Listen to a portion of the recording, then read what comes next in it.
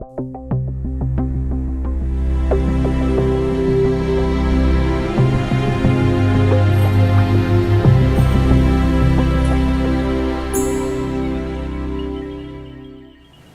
buenas tardes, gracias por venir una vez más a este curso acerca de la oración. Yo creo que estamos en la clase número 15 y esta es la última clase.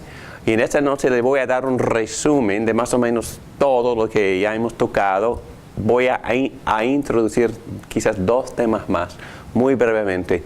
Y luego vamos a tratar de poner en práctica en grupo esta noche lo que hemos aprendido acerca de la oración. Vamos a orar, por favor. Padre nuestro, damos muchísimas gracias por todo lo que tú nos has enseñado acerca de cómo conversar contigo. Te pedimos que tú nos ayudes en esta noche mientras consideramos este resumen de este material acerca de la oración. Que sigas enseñándonos, por favor, y gracias por tanta enseñanza que tú mismo pusiste en tu palabra, para que nosotros supiéramos cómo conversar respondiendo a lo que tú nos has dicho en tu palabra. Guíanos por el Espíritu Santo en esta noche. En el nombre de Cristo te lo pedimos esto. Amén. Muy bien. Ya hemos estado hablando por 15 clases acerca de este tema de la oración. Y es totalmente imposible cubrir un tema tan extenso que la oración, porque la Biblia en sí es un libro de instrucción enseñándonos cómo conversar con Dios. En otras palabras, la palabra de Dios es la palabra de Dios. La palabra de Dios es la voz de Dios. Dios se comunica con nosotros con palabras. Y Él escribió un libro para que nosotros tuviéramos un récord de lo que Él ya dijo. Y es más, la conversación requiere normalmente, a 2 personas. Y Dios nos habla a través de este libro, el Espíritu Santo tomando estas palabras, iluminándolas para que nosotros entendamos lo que Dios quiere decirnos, cómo Dios quiere revelarse a través de este libro por medio de la iluminación del Espíritu Santo. Pero también nosotros tenemos nuestra parte en la conversación. Y después de escucharlo, después de entender lo que Dios nos ha dicho, nosotros respondemos y llevamos a cabo nuestra parte en la conversación. Y esa parte se llama oración. Muy bien, vamos a empezar con el resumen.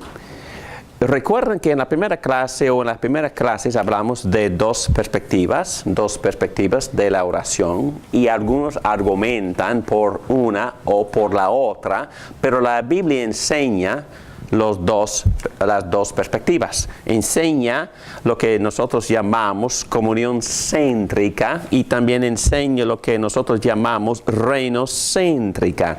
Es decir, comunión céntrica tiene más que ver con mi meditación personal, tiene que ver con mi reflexión, mi contemplación a lo que Dios es, a lo que Dios ha hecho y a lo que Dios ha dicho.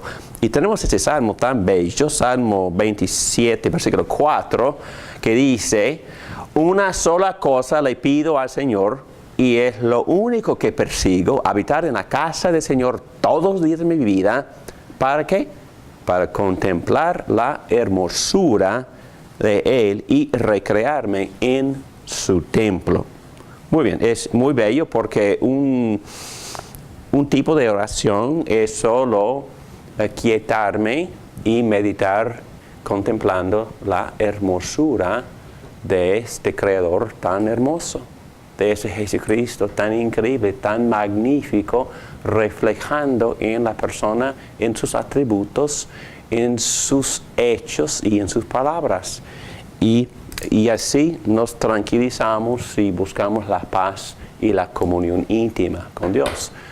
¿Es válida esa perspectiva? Bueno, claro que sí. La Biblia la enseña en todas partes. Y algunas personas argumentan que es la única perspectiva, pero no es, porque también vemos que hay otra perspectiva que se llama reino céntrico. Reino céntrico es que cuando nosotros nos preocupamos en nuestras oraciones por el reino, por el avance del reino. Bueno, aquí tenemos en el pizarrón el Padre Nuestro que Cristo enseñó y nosotros sabemos que esta no es un párrafo para rezar, para repetir tantas veces. Jesús nunca intentó que fuera usado así, sino que nosotros usáramos este modelo. Es un modelo, es una guía. Y estos son los componentes de la oración. Y estas dos líneas entre las dos perspectivas, ¿es más reinocéntrico o es más lo que llamamos comunión céntrica? Es más comunión céntrica, ¿verdad? Porque Padre Nuestro, estamos contemplando que Dios es mi Padre, es nuestro Padre. Eso implica dos cosas: es mi Padre, pero también en colectiva. Él es nuestro Padre, eso implica que también nosotros somos hermanos, que estás en el cielo. Y entonces estamos contemplando dos cosas: meditando en la inmanencia, porque mi Padre es una persona íntima, pero también, ¿dónde está? Está en el cielo. ¡Wow! Entonces, estamos contemplando la trascendencia de Dios. Entonces, por una sola frase, hemos meditado en, ¡wow! Dios está más allá. Es grande, es inmenso. Está en el cielo. ¿Quién sabe dónde está? Está allá. Pero también es mi Padre. Y yo lo siento, porque en mi corazón yo siento como hijo y siento cariño. Entonces los dos aspectos aquí están. Y también santificado sea tu nombre, también enfocado en el nombre. Venga tu reino. Entonces es, obviamente, reino céntrico, ¿verdad? Entonces, venga tu reino, hágase tu voluntad aquí en la tierra, así como se hace allá en el cielo. Entonces, estamos pidiéndole a Dios que se avance su reino. Entonces, si el reino avanza, ¿cómo se ve?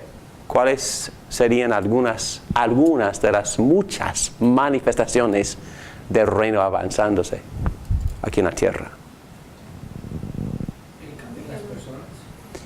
Exactamente, el cambio de las personas, conversiones, personas que se convierten y empiezan a creer y se arrepienten de su bueno, bastante manifestación, pero también otras cosas, la influencia de cristianos en el mundo, como sale luz, cambiando algunos valores, convirtiendo algunas de las prácticas paganas de una sociedad en prácticas que le agraden a Dios. Entonces, así se avanza. Mi propia santidad, tu propia santidad. Avanza el reino. Entonces estamos hablando de santifícame. ¿En qué? En tu palabra. También esa es una petición reinocéntrica. Ok, mi propia santidad, evangelismo, el cambio de la sociedad, el avance de estas características de justicia, paz y gozo en el Espíritu Santo. Vemos todo esto cuando Dios contesta esta petición. Perdónanos también tiene que ver con mi relación íntima, establecer o restablecer mi comunión con Dios después de que había pecado, y no nos dejes caer en tentación, sino líbranos del maligno. Entonces vemos que en el mismo patrón que Jesús nos enseñó, tenemos estas dos perspectivas. Bueno, tocamos también en esta clase imprecación, pero estoy en número 2 aquí en la primera página de las notas, y en verdad en las notas es página número 77, pero aquí tenemos lamento e imprecación. Yo, revisé mis notas y no creo que les haya dado una clase sobre lamento.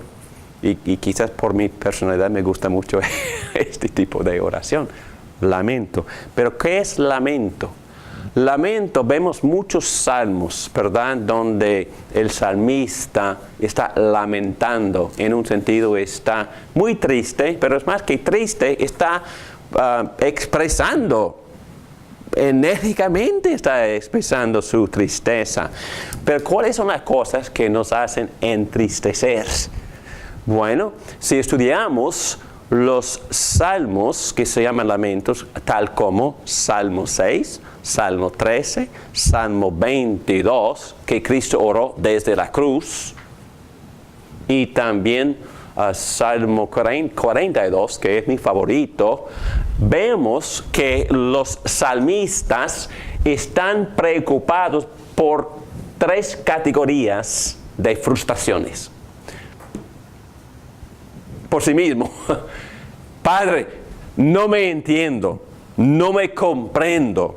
Aquí estoy desanimado, frustrado, hasta deprimido y con mucha duda.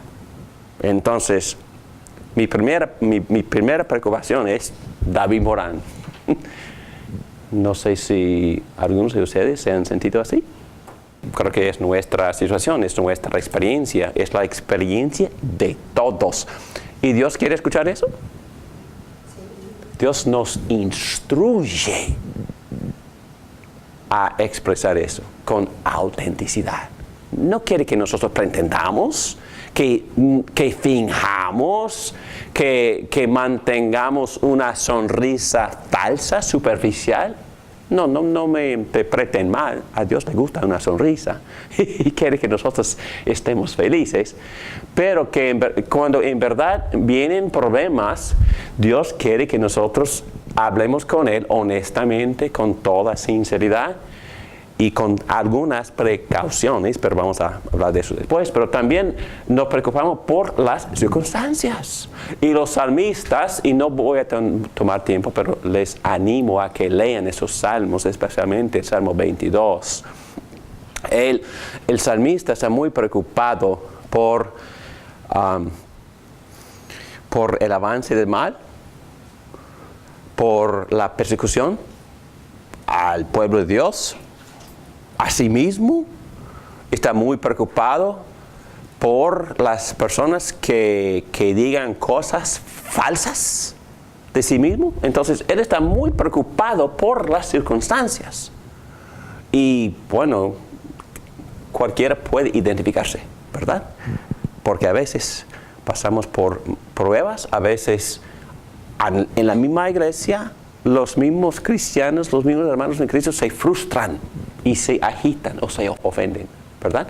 Entonces, circunstancias, ¿qué pasa, Dios? Yo pensaba que me había prometido bendición, paz, amor, comunión. Bueno, en ese momento, ¿qué pasa? No hay. ¿Dónde estás? Entonces, en Salmo 6 y Salmo 13, el salmista está, no te puedo encontrar, ¿dónde estás? Es como si no existieras, ¿dónde estás? Entonces, yo pensaba que ibas a estar con nosotros hasta el fin del mundo, pero en este momento no sentimos tu presencia, ni en nuestra iglesia. ¿Qué pasa? ¿Qué pasa? Entonces, circunstancia y Dios mismo, Dios, no te entiendo. Es que no le estamos ofendiendo, pero estamos diciéndole, yo pensaba que me habías prometido otra cosa. Me había prometido bendición en mi matrimonio. Muchas personas me han dicho eso. Muchísimas personas llegan al año 15, 20. ¿Qué pasa? Yo esperaba muchísimo más que esto. Cualquier pareja diría exactamente lo mismo. Bueno, como psicólogo podría comentar de eso, pero no voy a resistir. Pero eso pasa. Yo recuerdo hablando con un concuñado mío, muy frustrado. Y por supuesto en mi inocencia y en mi necedad empecé a aconsejarle. Y no, es que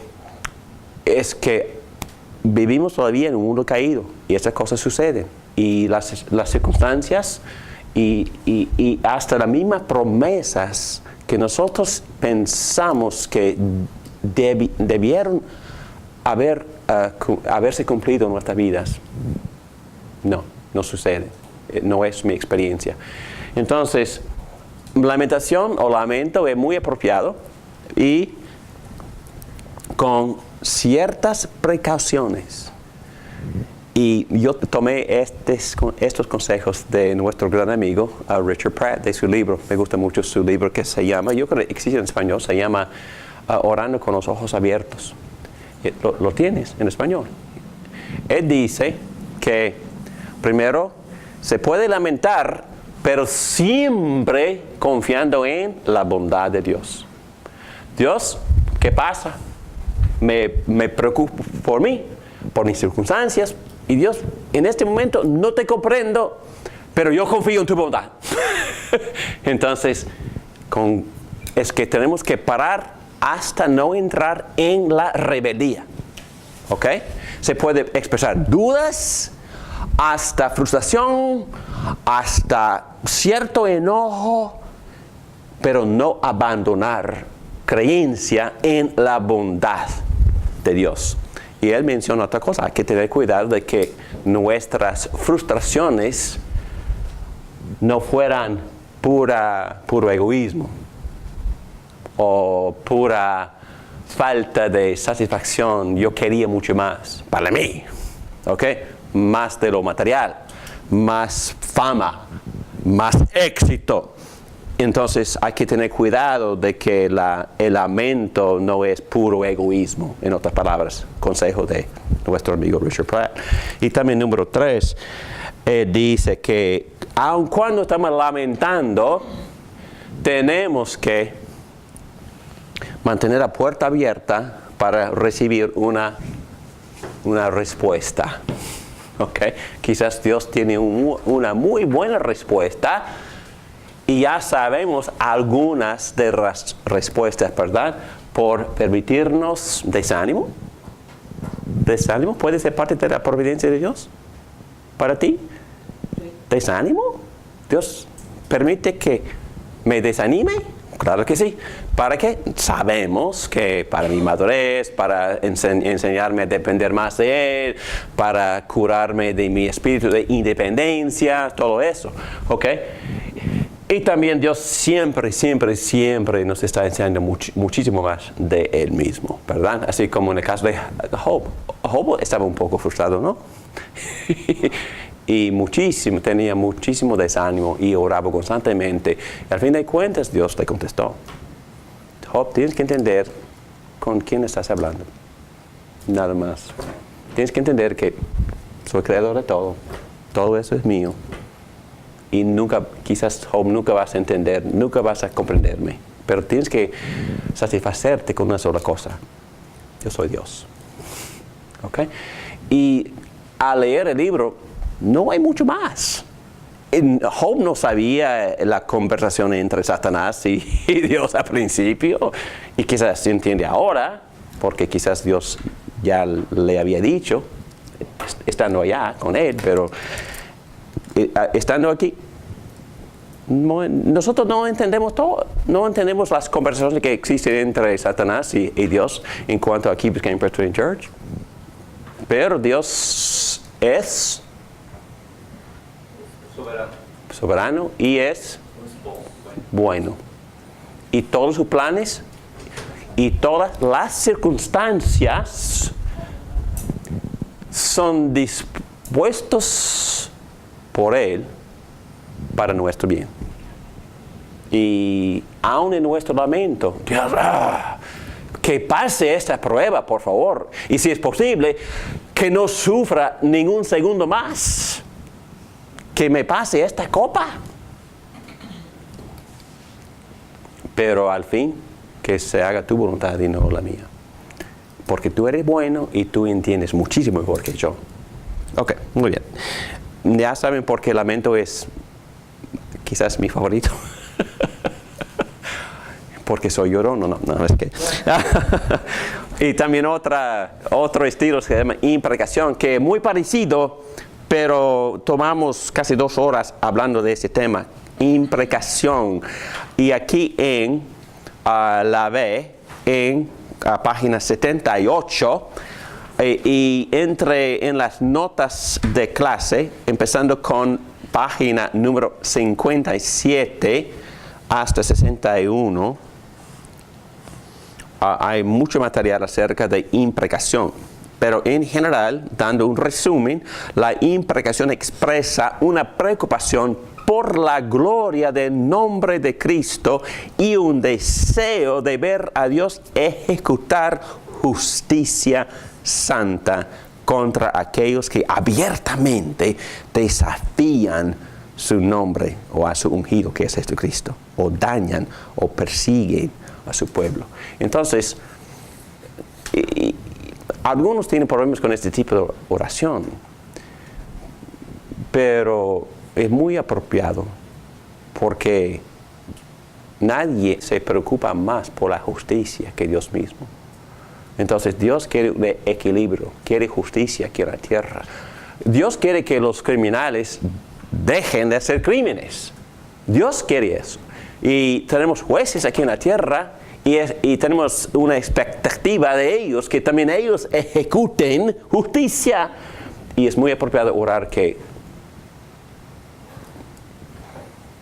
Dios mismo ejecute justicia. No hay nada malo en eso, especialmente si el pueblo de Dios está sufriendo mucho, o si la persecución sigue en algunas partes del mundo, si están decapitando a cristianos. Es muy apropiado. Dios, para eso, por favor. Hasta mate a esas personas, por favor, para que dejen de matar a cristianos. Y vemos que el Salmo 2 habla de eso, donde dice que Dios se burla de los que rebelan contra su nombre, contra su ungido. Y cuando la iglesia está orando en colectiva, en grupo, en capítulo 4, en el libro de Hechos, también ellos citaron y de memoria recitaron ese salmo a Dios, porque estaban sufriendo ¿qué? Persecución. Entonces, Dios recuerda lo que tú dijiste en Salmo 2, que tú ibas a burlarte de esas personas que perseguirían a tu pueblo. Por favor, ¿dónde estás? Ejecuta justicia, por favor, y protege a tu pueblo, especialmente a tus apóstoles que están ahí en la calle predicando la resurrección de Jesucristo y están tratando de matarlos. Protégelos hasta ejecuta justicia. ¿Para que qué? Para que avance tu reino y la gloria de tu nombre en todas partes del mundo. Muy bien. Tenemos otra clase de oración aquí, en número 3, y esta clase es quizás más mejor para el paladar. Oraciones para un entendimiento más profundo del conocimiento íntimo de Cristo. Estas oraciones dominan el contenido de las peticiones de los apóstoles por las iglesias. ¿Entienden este punto? Es que cuando el apóstol Pablo, por ejemplo, escribe a los filipenses, cuando escribe a los colosenses, cuando escribe a los efesios, él siempre ora o les dice en sus cartas que yo estoy orando, pidiendo que Dios de nuestro Señor Jesucristo, el Padre glorioso, les dé el espíritu de sabiduría y de revelación para que lo conozcan mejor. Entonces, no hay más importante que eso, ¿verdad? Que la petición número 1 del apóstol Pablo es que nosotros conozcamos mejor a Jesucristo. Que nosotros nos profundicemos en el conocimiento íntimo de Jesucristo. ¿Y cómo lo hacemos? Por profundizarnos en la palabra y en la oración, meditando en la revelación de Jesucristo, pidiéndole que Dios nos llene con la plenitud de Jesucristo, al mismo Cristo que estamos estudiando en esta revelación. Muy bien, y él sigue, que sepan también a qué esperanza él los ha llamado, cuál es la riqueza de su gloriosa herencia entre los santos y cuán incomparable es la grandeza de su poder a favor de los que creemos. En otras palabras, lo que me impresiona de esto es que Dios quiere que nosotros tengamos un enfoque en nuestra esperanza, o es decir, en lo que vamos a experimentar cuando Dios o cuando Cristo se revela en toda su gloria. Vamos a meditar en los textos que nos enseñan acerca de la gloria futura de Jesucristo. ¿Para qué? Para animarnos. sabiendo a dónde vamos, sabiendo a dónde vamos para experimentar profunda intimidad con nuestro Señor Jesucristo. Sí. ¿Cómo puede interpretar uno lo que está pasando ahora en el Medio Oriente con ISIS matando a los cristianos? ¿Porque Dios permite la persecución? ¿Es la pregunta? No, es que dicen cómo es que Dios permite que estén matando a los cristianos, las personas que no creen en Él. Ok. No, ¿es la primera vez que esas cosas han pasado? No. Ok. Entonces, lo que pasó en el primer siglo fue muchísima persecución en contra de los cristianos. ¿Y por qué Dios permite eso? Buena pregunta. Yo recomiendo que nosotros le hagamos esa pregunta bajo esta categoría. No estoy bromeando, ¿me entiendes? Porque es una gran confusión, ¿no? Porque nosotros pensamos que si uno vive una vida santa, Dios debe bendecirnos, ¿verdad? Pero a veces la experiencia es otra cosa. Pero la Biblia no nos enseña en algunos textos el propósito para el cual Dios permite tales circunstancias. Claro que sí. Y por ejemplo, el apóstol Pablo dijo que si uno quiere vivir una vida santa, esa persona debe esperar persecución. ¿Okay? Y nosotros entendemos que a veces el pueblo mismo sufre no porque es castigo, sino porque es lo que Dios permite para madurar a su pueblo. Muchas cosas positivas pasan. Por ejemplo, una humildad profunda, una dependencia más cercana a Dios y también una madurez que sale por esa experiencia de acercarse más a Cristo. Pero muchas cosas más pasan. Había un dicho en la historia de la iglesia que dijo: la sangre de los cristianos es la semilla de la iglesia. ¿Sabe lo que pasa cuando la iglesia sufre persecución? ¿Qué pasa? Crece más. ¿Y qué pasa con los mismos cristianos? Se animan más o huyen. Entonces, pero los que no huyen o los que quieren establecerse y quieren identificarse, es que son más fuertes todavía y más valiosos en su testimonio. Y la iglesia, no en todos los casos, pero en casi todos los casos, crece más rápido. ¿Ok? ¿Comentario? Bueno, como yo entiendo es que vivimos en un mundo caído. Claro. Completamente caído. Y que vivimos por gracia. Es gracia. Estamos vivos por gracia. Y este debería ser un caos, pero Dios está deteniendo de alguna forma el caos. Y por eso que cuando dicen por qué se murió, por qué, si era tan bueno, si era cristiano, si hacía cosas, o sea, creo que no tiene nada que ver si es bueno, si es malo la persona, si muere o no. Buen punto, Susana, muy buen punto, porque Dios nos ha prometido la consumación de su reino todavía. Al contrario, Él nos ha prometido que por medio de aún cosas malas, Dios va a estar cumpliendo con su propia voluntad, con su pueblo y con el mundo. Y bueno, es una conversación muy larga, pero hemos visto muchos textos bíblicos que demuestran que Dios usa el mal para avanzar sus propósitos. Un montón de ejemplos. Quizás el ejemplo primordial es que Dios permitió el salvaje asesinato de su hijo. ¿Para qué? Para aplastar a Satanás. Sí, para aplastar a Satanás, exactamente. Y para destruir el poder del pecado. ¿Y qué más? Para destruir el poder eventualmente de la muerte. Entonces, Él permitió el mal más malo para salvar al mundo. Entonces, Dios siempre lo hace. Y a través de toda la Biblia, cuando hay un gran evento, así como el diluvio, como el éxodo, como la crucifixión, el mismo evento es un juicio y a la vez es salvación para muchas personas. No, vamos a seguir. Pero muy buenas preguntas y creo que son las preguntas que todo el mundo tiene, ¿verdad? Y quizás esa es la pregunta número 1 de los escépticos. ¿No es así? Yeah.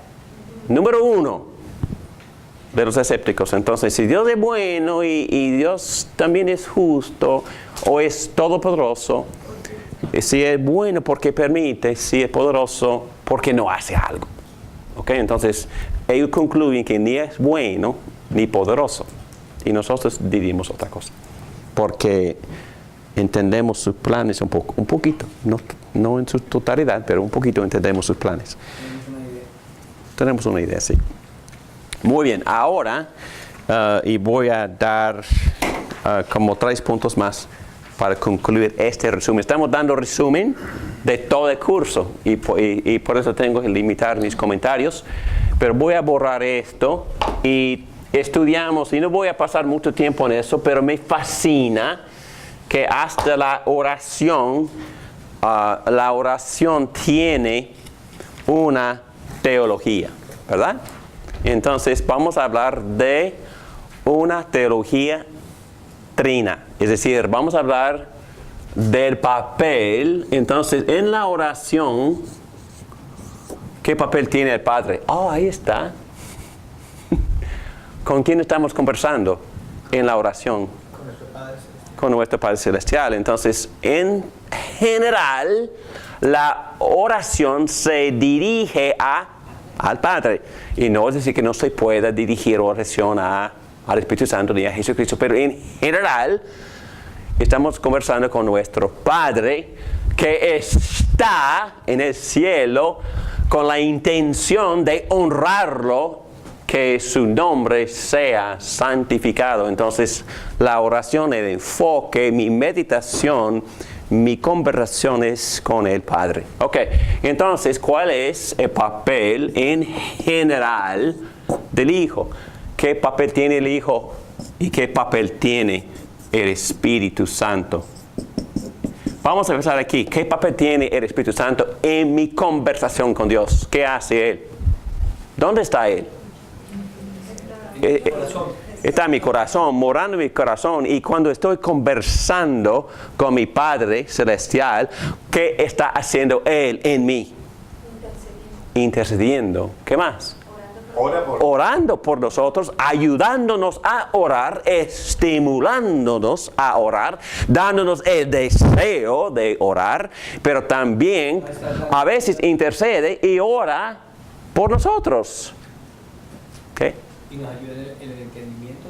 También para que nosotros seamos más iluminados en esta conversión, que es de 2 vías. Porque nosotros en general, recuerdas que empezamos ahí, estamos respondiendo. La oración es nuestra respuesta. Escuchamos primero, ¿verdad? Porque Dios nos habla ¿dónde? Principalmente, verbalmente, en su palabra. Dios escribió un muy buen libro. Y el Espíritu Santo también ilumina la revelación del Padre a través de Jesucristo. Entonces Jesucristo tiene un papel muy importante porque Él es nuestro mediador. ¿Y qué significa eso? ¿En qué sentido Él es nuestro mediador? ¿En qué sentido? Nuestro abogado, sí, nos representa ¿dónde? Ante Dios. Y que Él está presentando a Dios Padre constantemente, permanentemente, para siempre su sacrificio, que tiene valor infinito. Y por eso no tememos a Dios. No tenemos castigo. ¿Por qué? Porque el único hombre inocente y justo, y fue solo uno, fue ejecutado en la cruz, sufriendo el castigo que nosotros merecemos. Y por eso podemos borrar esa palabra de nuestro vocabulario y de la experiencia de la iglesia. Castigo no. ¿Por qué? Porque Cristo fue castigado. Y por su castigo nosotros tenemos la paz. Por su castigo, Dios nos perdona a nosotros, porque Cristo pagó por todo, ¿verdad? ¿Qué dijo de la cruz? Tetelestai, ¿qué quiere decir? Pagado está, consumado es. Es decir, Padre, yo pagué por completo. Ya no queda ninguna necesidad de castigo, porque yo sufrí todo el castigo. Entonces Cristo es nuestro mediador, aboga, pero también Él lo hace posible que nosotros conversemos con Dios Padre justo, ¿verdad? Porque Él quita cualquier obstáculo. El obstáculo obviamente es nuestra culpa, pero nos la quita por completo, porque Él absorbió el castigo que nosotros merecemos, y por eso cuando le confesamos confiando en Cristo, Él nos quita culpa, vergüenza, se nos quita. Y esa obra de Cristo, quitando la culpa y la vergüenza, abre los canales, ¿verdad?, de conversación, porque ya no hay obstáculo. No hay vergüenza, no hay conciencia afligida, porque Cristo pagó y su sangre, ¿qué?, nos limpia de toda maldad. ¡Qué bueno! Esas son buenas noticias. Y Cristo entonces tiene un papel muy importante. Los dos, Él intercede en mi corazón. Él intercede objetivamente. Él se sacrificó por mí, y como un buen abogado, presenta al Padre su sacrificio, para que Dios Padre nunca jamás tendría que preocuparse por castigarme, porque castigó allá a su Hijo. Y Cristo también aboga, representándome verbalmente. Dios, no te preocupes por David, cubierto, he's covered, ¿ok? Pague por él. Puedes tratarlo a él, así como me tratas a mí. así es, ¿me entienden? Así es nuestro estatus, así es nuestra situación, condición ante Dios Padre. El apóstol Pablo enseña de que el mismo privilegio que tiene el primogénito tenemos nosotros. Acceso, así como nuestros chiquititos. No tienen que pedir permiso para hablar con nosotros. Y nosotros, en verdad, nos gusta si se acerquen a nosotros pidiéndonos ayuda, provisión, expresando dependencia. Y Dios Padre también. Es que ya no hay obstáculo, tenemos pleno acceso. Y es Jesucristo que ganó por nosotros aquel acceso. Entonces, esa es la teología de la oración. Y yo sé que es mucha teología, y a muchas personas no les gusta la teología, pero yo le digo, con esta teología vas a experimentar muchísima libertad en sus oraciones, sabiendo que Dios Padre te invita abiertamente, porque Cristo ha preparado el camino, y el Espíritu Santo constantemente nos está empujando, estimulando, dándonos el querer, tal como el hacer. Entonces, las tres personas de la Trinidad están muy, muy involucrados en esta conversación, estimulándome, dándome palabras, dándome deseos, intercediendo por mí, preparando acceso para que yo pudiera hablar constantemente con nuestro Padre que está en el cielo. Santificado sea su nombre. ¡Wow! Entonces, una muy buena teología de la oración, ¿verdad? Dice en Hebreos 4:16, dice, así que entremos confiadamente al trono de gracia para recibir misericordia y hallar gracia que nos ayude en el momento más que la necesitemos. Excelente. Qué ánimo, ¿no? Entonces no debemos temer acercarnos. Exacto, abrió el camino. Pleno acceso. Pablo enseña esto también en Romanos 5, diciendo que por la justificación de Jesucristo, el primer don o gracia que tenemos es pleno acceso.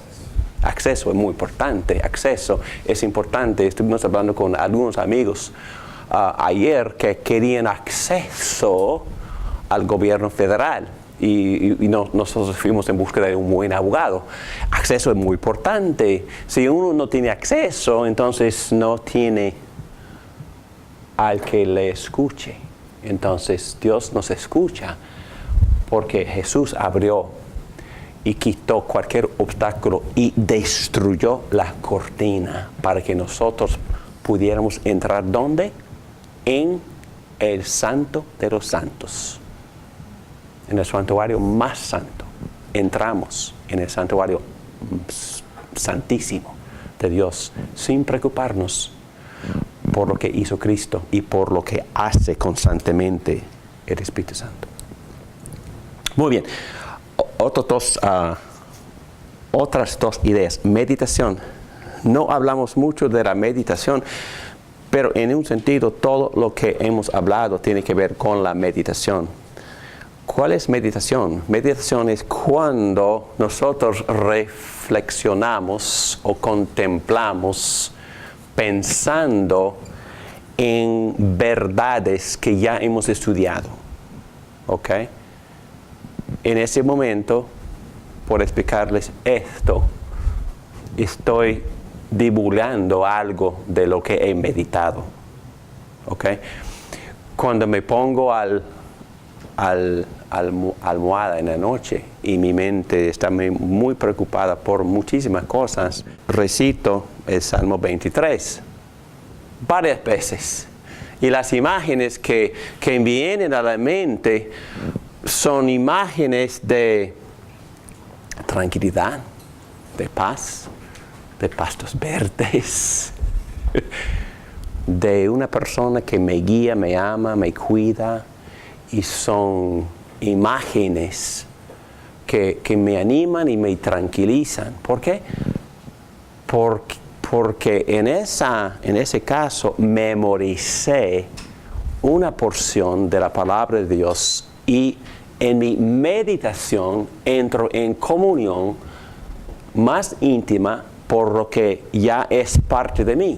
¿Me entiendes? Entonces por eso en toda parte la Biblia anima a que nosotros memoricemos, como Pedro ha memorizado muchos textos, imagino que duerme muy bien, ¿verdad, Pedro? Y si uno puede meditar en un texto, o en varios textos que uno ha memorizado. He memorizado casi palabra por palabra los primeros 14 versículos de Juan capítulo 1. Y meditar versículo, frase por frase, en esa sección también trae muchísima tranquilidad, porque esos versículos hablan de la plenitud de quién es Jesucristo. Y no hay persona que nos dé más consuelo que Jesucristo, porque es nuestro mejor amigo. Entonces, meditar en los textos que revelan la plenitud de Jesucristo nos nutren de manera fenomenal. Entonces, meditar es cuando paramos, reflexionamos en lo que Dios ha dicho y ha hecho. La meditación cristiana no es estar callados y vaciar nuestras mentes, respirando rítmicamente, alineando nuestros chakras para alcanzar tranquilidad. No, la meditación cristiana es tener la palabra de Cristo morando en ti ricamente, como Colosenses 3:16 enseña. Es llenar nuestras mentes con la verdad de Dios desde afuera. Digo desde afuera porque en contraste la meditación que se practica aquí en Key Biscayne, el enfoque es hacia adentro. Pero la meditación cristiana es hacia afuera, es hacia la verdad objetiva, es hacia la verdad. ¿Y qué es la verdad? Que Jesús dijo, yo soy la verdad. Pero la verdad es la realidad del universo descrita ¿por quién? Por el Creador. Entonces, si nosotros vamos a conocer a Dios, si vamos a tranquilizarnos por conocerlo, la única forma en que nosotros podamos conocerlo así como Él es que si nosotros estudiamos y meditamos en la revelación de Dios que Él mismo nos ha dado. Es obvio, ¿no? Si voy a conocer a cualquier persona, voy a meditar en la objetividad de esa persona. Estoy seguro que por lo menos 20 personas han escrito biografías de Marcelo. Entonces, para poder conocer mejor a Marcelo, voy a ir a buscar esas biografías para estudiar un poco mejor. Y si yo tuviera el privilegio, le pidiera una entrevista. Entonces, voy a preparar como 200 preguntas para poder conocerlo aún más profundamente. Entonces, no es diferente con Dios. No podemos conocer a Dios por meditar en algunas sensaciones o en busca de una chispa divina que quizás existiera. No, eso no sirve. Es como buscar en un closet cerrado. No. Y eso es lo que digo a las amiguitas de mis hijas. Por favor, ustedes tienen un sistema, una cosmología totalmente cerrada. Hay que buscar más allá. No es para adentro, más allá. Hay que buscar una verdad objetiva. Entonces la meditación cristiana enfoca en la palabra. ¿Por qué? Porque la palabra, dijo Jesucristo, es la verdad. Tu palabra es verdad. ¿Verdad de qué? De todo. Verdad de Dios, verdad del mundo, verdad del plan de salvación, verdad de cómo entrar en intimidad con el Dios que existe, el Creador, el Dios verdadero. Esta es la verdad. Entonces, para poder conocer a Jesucristo, conocer mejor a Dios, hay que practicar la meditación, hay que internalizar esta revelación. Y por eso estamos aquí, por eso yo tengo la Biblia abierta, y algunos de ustedes también, muy bien. Y el enfoque, y cuando este pastor predica, lo que a él le gusta ver es que la gente tiene la Biblia abierta aquí. ¿Por qué? Porque David Morán no sabe nada. Pero Dios sabe. Y si David Morán puede hablar cercanamente a lo que dice esta palabra, David Morán va a estar hablando de verdad. Pablo dijo esto de los que vivieron en Tesalónica, que ellos eran más nobles que cualquier otro grupo. ¿Por qué? Porque verificaban si esas palabras estaban en la palabra. Porque examinaban las escrituras. Las escrituras para averiguar si lo que los apóstoles les enseñaban eran la verdad. ¿Ok? Entonces, esa gente escuchando las buenas noticias de Jesucristo y Pablo predicando de Jesucristo, ¿de dónde? ¿Cuál era su Biblia? El Antiguo Testamento, predicando a Jesucristo desde el Antiguo Testamento. Los de ese pueblo estaban con sus parchmentos, se llaman, abiertos, estudiando todo para averiguar si Pablo en verdad entendía y lo que si él estaba presentándoles la verdad de las Escrituras. Por favor, hermanos, en esa clase mantengan abierta la Biblia. Cuando predica cualquiera, no importa si sea David Morán, o sea Marcelo, o sea tal fulano. Y por favor, vamos a hacer eso. Muy bien. Meditación, y una sola idea que nos queda es esta idea que, bueno, estudiamos mucho, luchar con Dios. Y recuerden que nosotros tomamos a dos personajes en la Biblia. Moisés luchaba mucho con Dios. Moisés se llamaba amigo de Dios. Moisés tenía su propia tienda en la cual entró para hablar personalmente con Dios. Y cuando Dios quería destruir a Israel después de su idolatría, Moisés empezó a argumentar. Principalmente tenía dos argumentos con Dios. ¿Cuáles eran?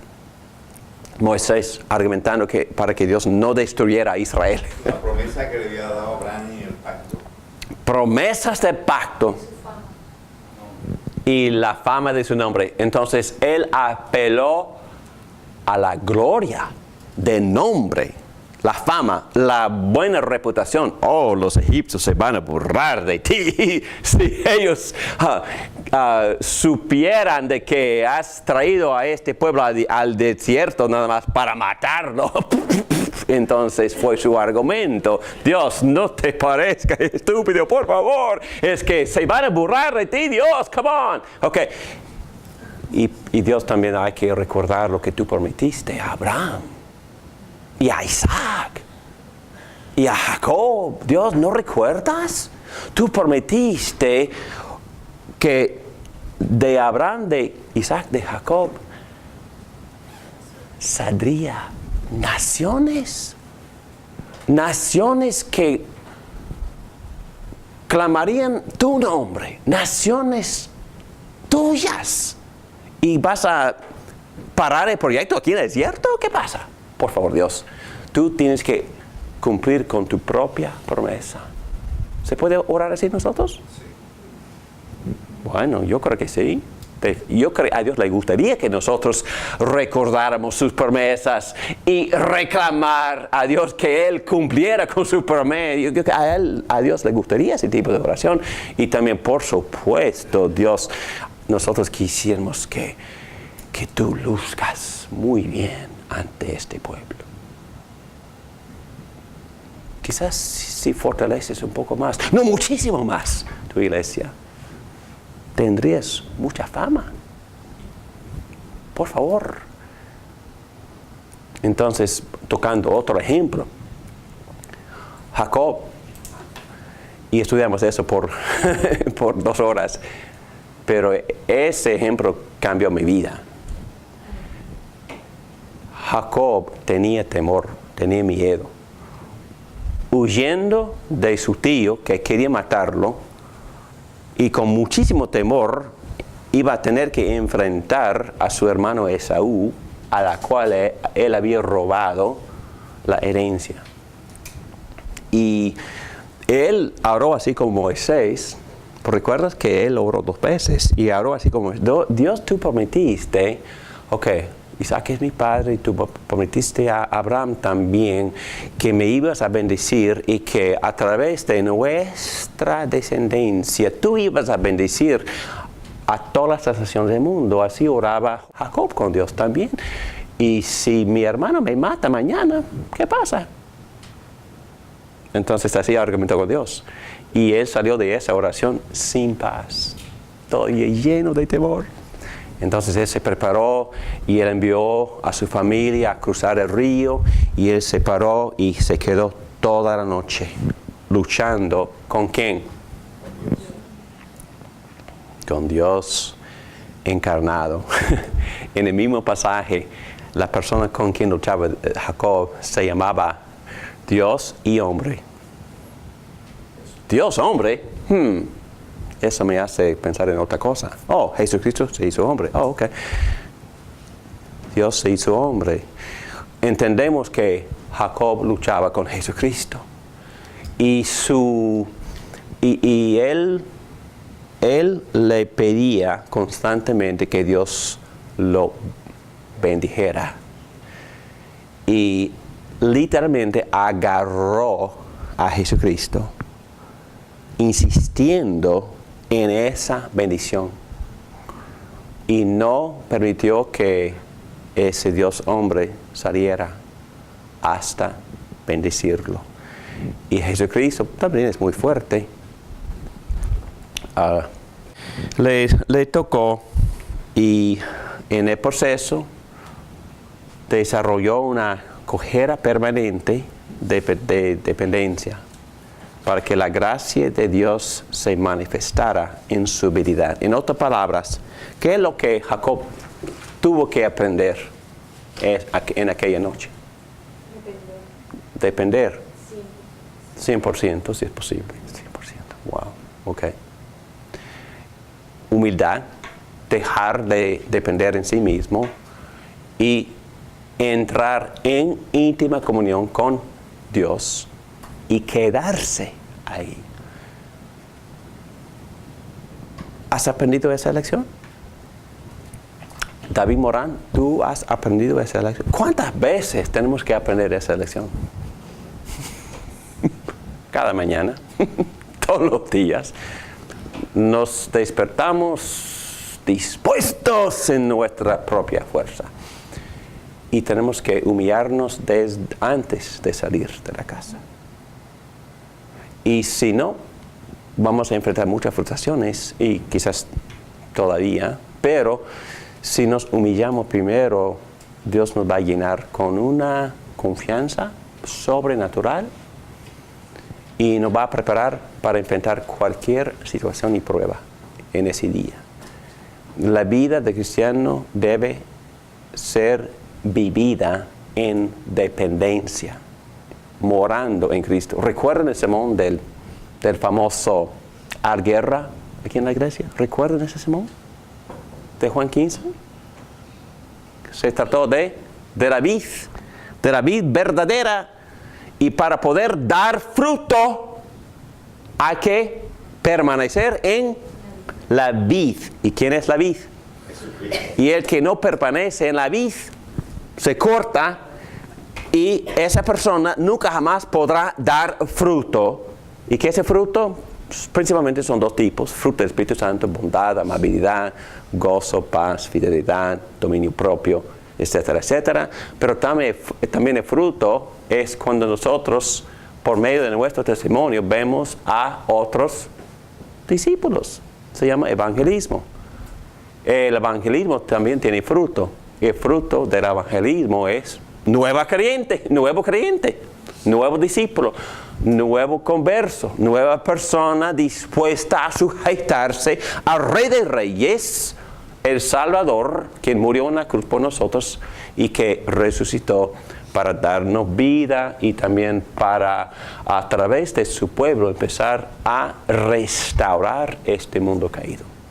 Entonces, por eso, oramos, expresando constantemente nuestra dependencia. Y en 2 minutos yo doy la última parte, porque aquí yo saqué 2 bosquejos. Ustedes pueden leer los 2 bosquejos en página 81, sugerencias para una vida de oración. Y página 81 se trata de una disciplina de oración privada en el closet. Y en página 82, eso se trata de oración pública. Entonces, hay que leer este texto, no tengo tiempo, pero hay que leer el texto donde Jesús enfatizó que las personas de integridad, de autenticidad, las personas sinceras, tienen que cultivar su relación con Él en privado, si no son falsos, son hipócritas, son pretenciosos. Entonces, si David Morán está ahí orando en público, sin orar en privado, es un mal show, cosa es muy mal actor. Ok, entonces aquí tenemos las razones: obtener más de Cristo, Él es nuestro amigo, experimentar la plenitud de Cristo, y también siguiendo el ejemplo de Cristo, quien oraba muchísimo en privado. Y aquí tenemos 5 sugerencias de cómo cultivar su oración secreta en privado. Y la B, oración pública en compañía de creyentes. La oración en grupo se pone de modelo en todas partes de la Biblia y se enseña en el Antiguo tal como en el Nuevo Testamento. Y aquí están algunos ejemplos de la iglesia orando en grupo a través del libro de Hechos. Todos estos se dedicaban a la oración unánimes, y etcétera, etcétera, etcétera. La iglesia, muchos estaban reunidos y oraban. También en capítulo 13, 14, los encomendaron al Señor con oración y ayuno para comisionar a los primeros misioneros. Pablo y Silas oraban, plural, cantaban himnos en la cárcel. Y en una emotiva despedida a los ancianos de Efeso, Pablo se arrodilló con todos ellos en grupo y oró con todos ellos. 5 sugerencias. Cuando nosotros oramos aquí en grupo, debe de ser un hábito. Debemos empezar, como Pedro nos guía, con Dios hablándonos a través de las Escrituras. Hay que limitar el tiempo de compartir. Se puede compartir las peticiones mientras que uno esté orando para salvar tiempo. Y los demás pueden entrar en esas peticiones sin pasar media hora compartiendo peticiones. Número 4, insta a los demás a ser breves y concentrarse, orar sin ostentación, con cuidado, pero teniendo a otros en mente. 9 beneficios de orar en compañía de otros. Más poder, más alegría, mayor gloria de Dios, ministerio y misión fructíferos, más unidad entre los creyentes, respuestas que no obtendríamos de otra forma, aprender a crecer en nuestras oraciones.